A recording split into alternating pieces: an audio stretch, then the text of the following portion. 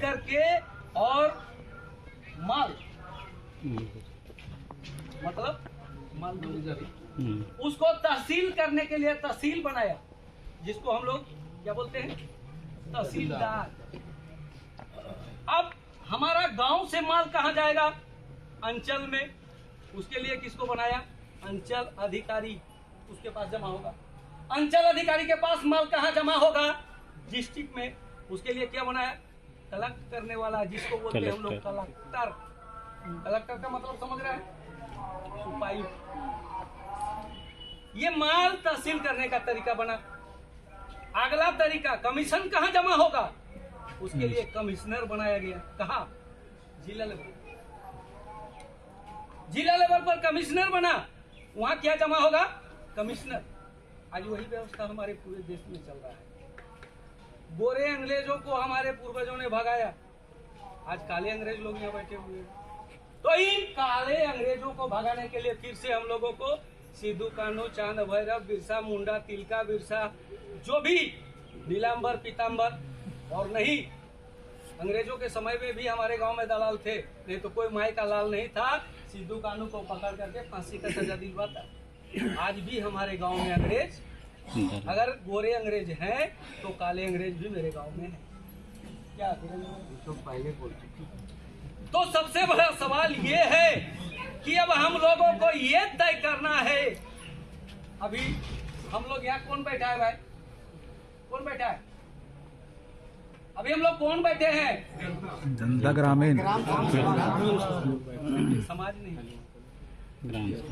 केंद्र में लोकसभा बैठा है, राज्य में विधानसभा बैठा है, और हमारे गांव में ग्राम सभा। आप देश चलाइए, आप राज्य चलाइए, हम अपना गांव चलाएंगे। हमारा गांव में हमारा सरकार चलेगा।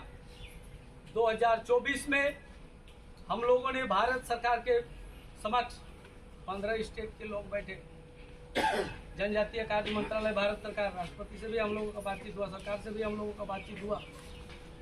सरकार इस बात को मान लिया।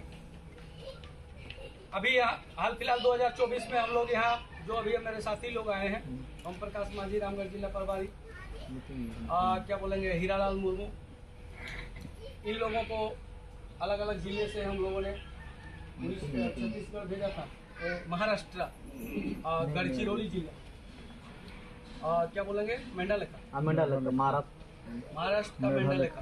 वहाँ अपना गांव में अपना सरकार लोग चला रहा है।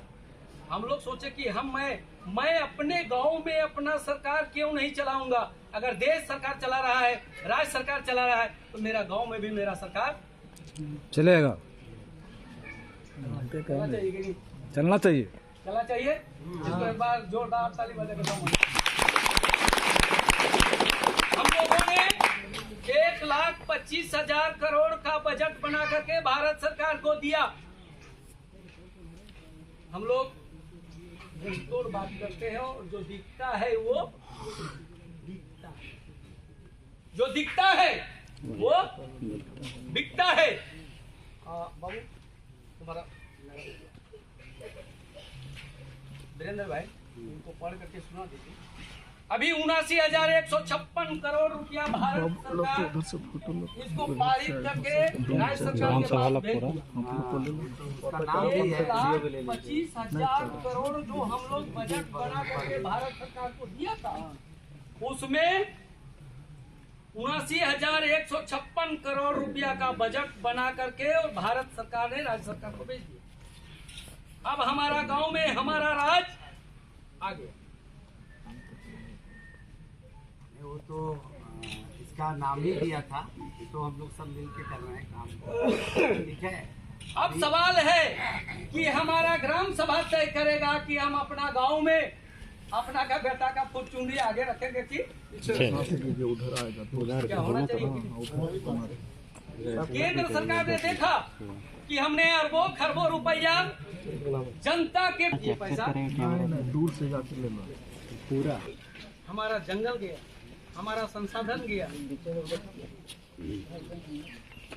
हमारे बच्चे पढ़ लिख करके कहाँ जा रहे हैं? गुजरात, बंगलोर,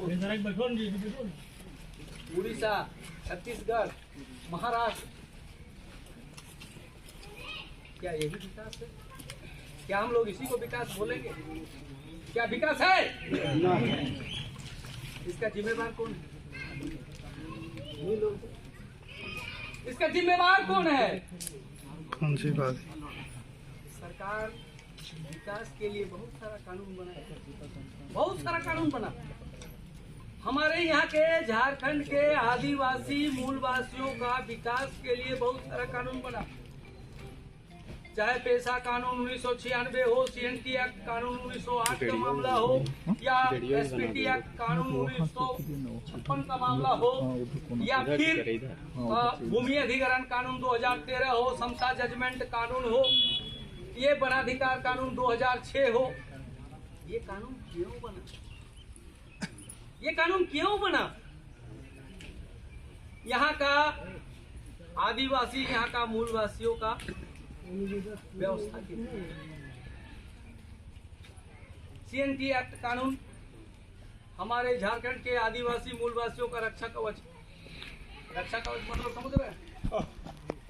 रक्षा कवच अगर यदि कोई पहन लिया, गोली भी दाग देगा तो असर पड़ने वाला, तो इस तरह का रक्षा कवच कानून सीएनटी एक्ट है। 1908 में अंग्रेजों ने हमारे पूर्वजों को बना करके दिया। क्यों दिया? अंग्रेजों ने हमारे पूर्वजों को क्यों दिया? जब अंग्रेज देखा कि यहाँ के आदिवासी, यहाँ के मूलवासी जान दे सकते हैं मगर जमीन, अंग्रेजों ने देखा कि यहाँ के आदिवासियों का, यहाँ के मूलवासियों का कहीं न कहीं जान से भी प्यारा जमीन। तब अंग्रेजों ने 1908 में हमारे पूर्वजों को ये कानून बना करके दिया। उस सीएनटी एक्ट कानून का धारा 46 में ये लिखा है कि यहाँ के आदिवासी, यहाँ के मूलवासियों का पुश्तैनी जमीन से उसको कोई बेदखल, हर तरफ बैठा हुआ, उसका जमीन कोई खरीद नहीं सकता है, उसका जमीन कोई बिक्री नहीं कर सकता है, उसका जमीन बिक्री ही नहीं, खरीदेगा कहाँ? ये सीएनटी एक्ट कानून का धारा 46 में है। लेकिन अभी संशोधन एक्ट में मेरे भाई सीएनटी एक्ट कानून का धारा 49 में ये भी लिखा कि विकास के नाम पर जमीन अधिग्रहण किया जा सकता है। उसको खंडन किया धारा 50 में। धारा 50 में ये खंडन किया कि जिस गांव या जिस समुदाय या जिस परिवार के लोगों को विकास के नाम पर विस्थापित किया जाएगा, वैसे ग्राम सभा के लोगों को या वैसे परिवार के लोगों को सबसे पहले सरकारी रेट पर उसका जमीन का मुआवजा मिलना, नंबर 1। नंबर 3, अगर उसको घर से बेघर कर रहे हैं तो उसको पुनर्वास मिलना चाहिए। ऐसे कर सीधा करता है। नंबर 4, उसको मूलभूत करिए सुविधा सीधा। मिलना चाहिए। मूलभूत सुविधा का मतलब हमारा मंदिर गया, हमारा मस्जिद गया, हमारा सरना गया, हमारा